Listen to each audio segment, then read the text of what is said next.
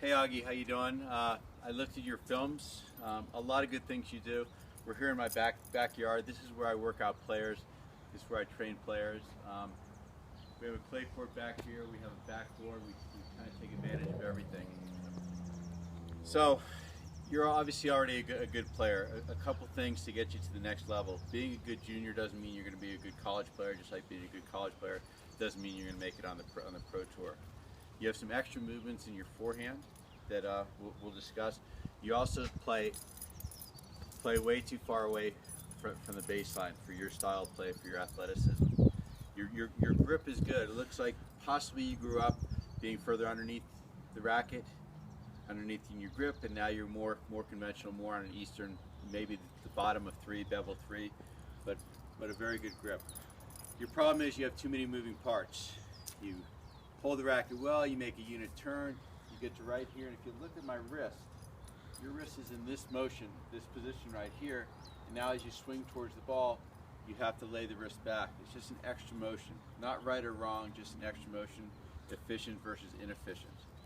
You want to have, from when you make your turn, you want to have the fixed wrist from right here, it stays fixed and it doesn't move again until after the ball's already gone. So the first thing I would tell you to do is get that fixed wrist. Get the wrist where it has the curl, and as you make your unit turn, don't change the position of the wrist. Make the unit turn and keep it there. You also set your racket, which means you lose racket at speed. Your racket goes from here, you set it here, and then it becomes a pulling motion. You can only pull so fast. With your grip, you've got to think more like a Roger Federer. You've got to think, okay, I'm going to go to here, I'm going to let the racket fall. This is where you get your racket speed. The racket falls, and swings out to the ball. If you can memorize this statement, the grip determines the angle of the racket face. The angle of the racket face determines the angle of the swing path. Right now you swing as if you're holding the racket way under. You swing this way, setting your racket this way and going. Rafa Nadal also sets his racket. He sets it if somebody hits a hard ball to him, he'll set his racket and he'll just pull. With that grip, he can get away with it.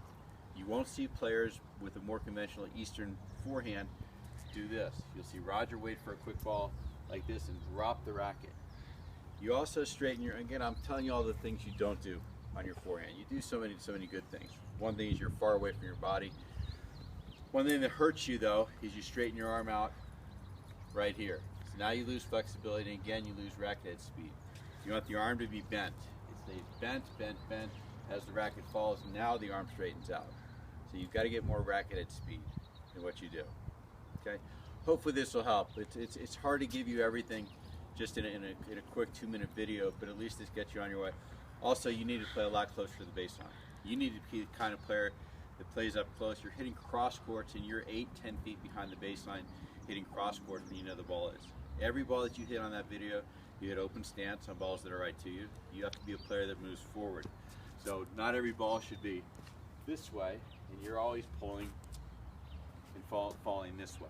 So you've got to be able to take the ball, be on balance, and take the ball and drive it back. So anyway, Augie, hope this helps. Please call me with any questions, and we can go a step further, and I can answer more questions for you. All right, best of luck. Bye-bye.